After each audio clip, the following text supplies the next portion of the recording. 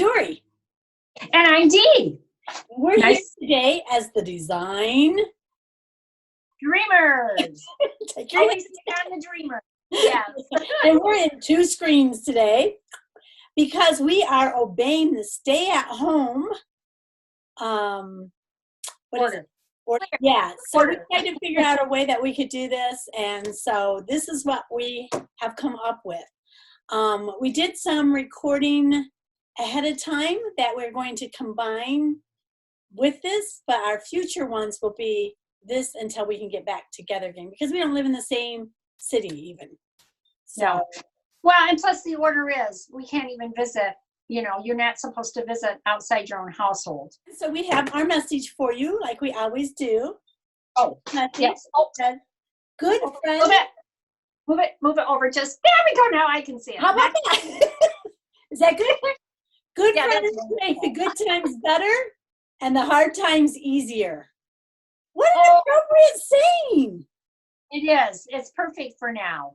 And do you know what's funny about that? So this is from a calendar that a girlfriend gave me that talks about best friends making memories. And it was for 2020. And it is the March one. Oh, perfect. How appropriate. It's just kind of happened at the right time. Yes. And so we do need to depend on each other and keep connected, keep our spirits up, and listen to what our governors tell us to do. Yeah. So whatever state you're in, besides the state of confusion, whatever state you're in, just obey what they say, because it's for our own health and good. And we appreciate the direction we get from them and all the hard work that they're all putting in for us. Yeah. We all want to be safe. So and healthy. Safe and healthy, not only for ourselves, for others. But anyway, okay. So today, what I've done is I had recorded some tips on ironing pattern now and all of that. And okay, go ahead. What have you done? Oh, and I recorded some tips about laying out the pattern and how to pin the pattern.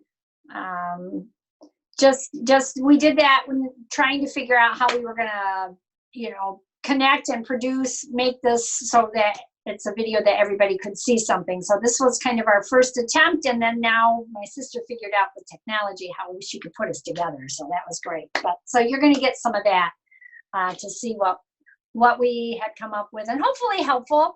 We've had people saying, just kind of take it back a step to some of the basicer. Is there such a word?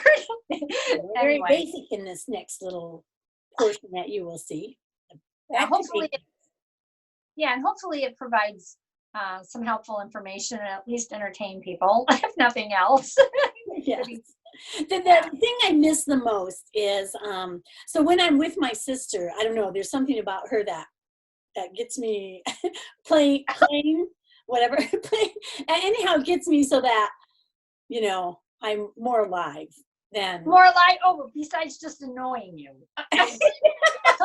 Yeah, okay. Become alive with the sound of music. So anyway, so I didn't want it to be dull, So so we will try this one, see how it works, and for the future ones we have coming up, we have definitely some makes that we have done. Yes, and we have a pattern haul that we're going to be showing you. So yes, we got some exciting things to show you. But right now, we'll just connect to the little tips we have for you, and we'll see you later. Want to thank you in advance for subscribing. We won't have that at the end because we would have to read it anyway. Which story does. Thank you now very much for watching us, and we'll continue with being friends, making the good times and the hard times, the good times better and the hard times easier. So I thought today what I would show you is a project that I'm going to start, maybe give you some tips that I'm learning along the way of this project. So I have this fabric. I don't know how much there is. I've gotten it at a thrift store. And I'm going to just have to check and see if a pattern will fit on it. I'll have to maneuver it around, but I thought it would make a really cute pair of capris. So I have washed it, laundered it, probably would be a better way to say it. And I am going to now press it. So that's important for you to always do. Wash the fabric that you're going to use and then iron it. I've got two choices for patterns. One is Simplicity 8841. You've seen this in, I think, in one of my pattern hauls, maybe. But it would be a very simple, quick, it's this one I would make. This one here, because I don't want the tight cuffs. I want the fullness here for capris. So this is one that I'm considering if it'll work. The other one, so this would be one of my $1.99 ones. This one here I got at the thrift store for 50 cents. There's a little price tag. I can't remember. Actually, I might have got it for $0.25 because sometimes they have the half price on. I'm going to try to be better about keeping record of that for the future. But so I'm actually going to see if this one will work first. And if it does, that's the one I'm going to use. So when you get a pattern, it comes with all these big things, these big tissue paper with lots of markings on it. And it comes with a little line drawing and instructions. So when you figure out which one you're going to make, you have to, it's a good idea to go ahead and circle what you're going to make, which one you're going to make, and all the pieces you need for that, and then figure out to lay it out. They also have layout instructions or suggestions. Now, because this is a weird shaped fabric that I bought, I'm going to have to try to do my own layout. So we'll see how that works. I mentioned to you about ironing the fabric after you have washed it. This one I used a steam iron with. So this is my steam iron. I like it because it has all these holes up here. So that's not just indentations, those are actual holes that steam comes out of. And that's good for fabric and things. But I have a dry iron. Now, you don't need 2 irons, but I always overdo everything. So I got it at an estate sale, and it was like brand spanking new. So when you figure out what your pattern pieces are, I will show you exactly how I iron those pattern pieces and give you some tips about that. So I'll be back in a minute after I cut out and see if it's going to work. Okay, so I have cut out my pattern pieces, and now I'm going to iron them because you want them to be totally smooth because, you know, they have all these wrinkles and crinkles from being in the package. So when you iron a pattern, you need to iron it so that this printed side is down on the board, so that the iron is not touching the printed side at all. You can't quite see it. I can't quite, but anyhow, so that's how you iron it. And I'm ironing it without any steam. I'm using my dry iron that doesn't have steam, and see how it just made it nice and smooth as can be, so that when you put it on your fabric, you're going to get the right size. As far as measuring, I'm going to let my sister explain that one to you. Okay, so we'll get back with you and see how this turns out. Hello to all of you. This is Dee, and I wanted to show you a make that I'm doing. I'm doing a McCall's pattern M8053. I have it all cut out. I have the pattern all cut out. And if you notice on my pattern pieces, when I say I have the pattern pieces all cut out, getting ready to lay in my fabric, I don't cut out exactly on the pattern pieces when I'm separating them from the tissue paper out of the envelope. I put them on the fabric and then do that, because you can see through them and you can tell if you're overlapping or not.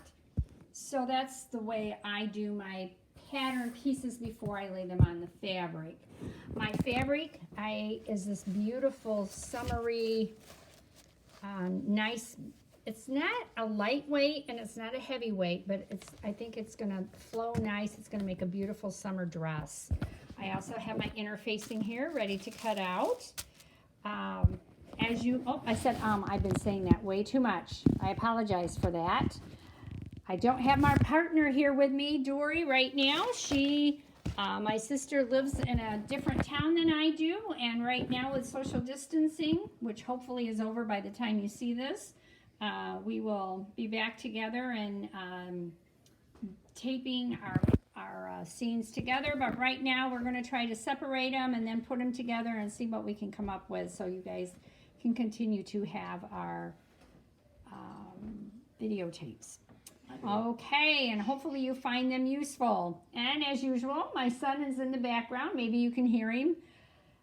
I will leave you for now, and I will take and put this pattern, these tissue pattern pieces on the fabric, and then I will show you some tips. I was helping a friend the other day with some sewing, and she was putting her pattern down and was not exactly pinning it so that when she cut it, the fabric wouldn't move. So it was suggested that maybe I show you some tips with that, just some things that I do to try to keep my pattern and fabric cohesive, so when I'm cutting it, it's not distorted any more than what it normally can do.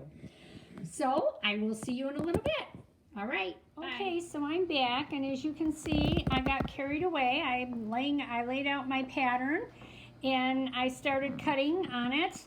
And then I thought, oh, I'm supposed to let you know how I pin on my pattern. So I wanted to show you something. On the fold, I don't have clips, so I thought, you know what would work just as well? Is clothespins. So clothespins work really well when you just need to put something on the fold to hold it in place, and then you can use your pins in other areas. The one thing I wanted to show you, and I'll try to stop with the word whiskers there, get over here to this interfacing piece. I think this shows it quite well. Is whenever I have a curved piece, I do use weights sometimes, but I rather pin. I'm a big fan of pins because I think they hold things in place better, and I don't use the rotary cutter. That's just me. A lot of people do, but I just don't. This here is interfacing, so it has lots and lots of curves to it. You can see that. It's just curved, let's see if I can do this, all over. So I place my pins in very frequent areas so I can follow the curves very closely, because that's very important. Now, you will notice, you can see the different sizes. Whoops, not there. Different sizes over here. There's a 16, a 14, a 12, 10, and 8, so forth. But then they just all merge and come up in here. That can be very challenging to follow and to keep remembering where you're at, because it looks like 16 is down here when actually 16 is up here. And that 16 goes to this notch here. So it can be very complicated. And that actually goes to, if you cut this piece out, different for a different view. Some people, which is a really good idea, and I have done it, is they highlight, or they take a different color pen, their outline, so they know exactly where they're cutting for their pattern piece. So that can be something that is very helpful to do. But like I said, I use a lot of pins in these areas. Now, like on the side seam where it doesn't need to be so exact, like with the curves, I use, I space my pins quite a distance apart. This fabric is a little slippery, not too bad, so I used a lot of pins, more than normally. So that's where I'm at in this process. I need to cut out my interfacing yet, and then I'll cut out, the iron-on interfacing that goes with this, and I'll get that done here shortly. And then I will be working on it, and we will get back with you as I progress, with this dress.